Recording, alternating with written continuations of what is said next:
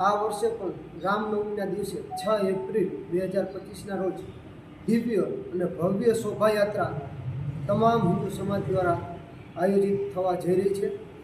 આ શોભાયાત્રામાં અનેક પ્રકારના અલગ અલગ 12થી પણ વધુ ફ્લોટ્સ જોડાવાના છે। તમામ હિન્દુ સમાજો દ્વારા શહેરના અલગ અલગ મુખ્ય માર્ગો ઉપર આ શોભાયાત્રા પસાર થશે।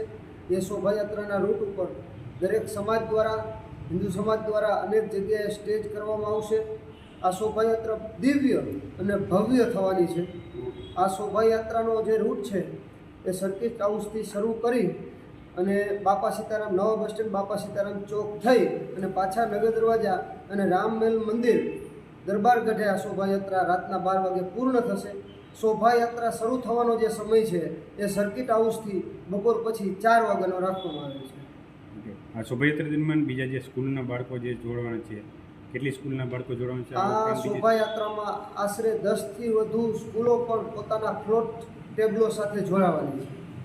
આ દરમિયાન જુદી જગ્યાએ આરતી કરવામાં આવશે, કઈ કઈ જગ્યાએ આરતી કરવામાં આવશે? આ શોભાયાત્રા દરમિયાન બાપા સીતારામ ચોક ત્યાં આરતી કરવામાં આવશે આશરે 8:30 વાગ્યાની આસપાસ, અને ત્યારબાદ શોભાયાત્રાના પૂર્ણ સ્થાને એટલે કે રામમહેલ મંદિર દરબાર ગઢે રાત્રે 12 વાગે આરતી કરવામાં આવશે। કેટલા સંગઠનોમાં જોડાયેલા છે અને શું અપીલ કરશો? મોરબી જિલ્લામાં હિન્દુ સમાજ સાથે જોડાયેલા જેટલા હિન્દુ સંગઠનો છે એ તમામ હિન્દુ સંગઠનો આ શોભાયાત્રા સાથે જોડાયેલા છે, અને આ શોભાયાત્રાનું જે આયોજન છે એ પણ તમામ હિન્દુ સંગઠનો અને તમામ હિન્દુ સમાજ દ્વારા જ કરવામાં આવી રહ્યું છે।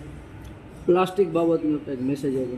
હા, એ જે શોભાયાત્રા દરમિયાન જે જગ્યાએ સ્ટોલ કરવામાં આવે એ સ્ટોલ જેમના દ્વારા કરવામાં આવે એમને અમારી નમ્ર અરજ છે કે શક્ય હોય ત્યાં સુધી પ્લાસ્ટિકનો ઓછો ઉપયોગ કરવામાં આવે, અને કાર્યક્રમ પૂર્ણ થયે ત્યાં જે કાંઈ ગંદકી થઈ હોય અથવા સાફ સફાઈ કરવા જેવું લાગતું હોય તો એટલી સફાઈ આપણે જાળવીએ, જેથી કરીને કે આપણો જે કાર્યક્રમ છે એ આસ્થા ધાર્મિકતાની સાથે સાથે સ્વચ્છતા પણ રહે।